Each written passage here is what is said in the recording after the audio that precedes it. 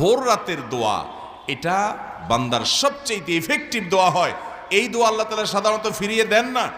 এবং নবী করিম সাল্লাল্লাহু আলাইহি সাল্লামের সেই বিখ্যাত হাদিস আপনারা সবাই কম বেশি শুনেছেন, রাতের শেষ প্রহরে আল্লাহ রাব্বুল আলামিন দুনিয়ার আসমানে এসে বান্দাকে ডেকে ডেকে বলেন, কোনো বর্ণনা আসছে যে আহ্বায়ক কোনো এক ঘোষক ঘোষণা দেয়, কোনো বর্ণনা আসছে আল্লাহ তাআলা স্বয়ং ডাকেন এবং বান্দাকে বলা হয়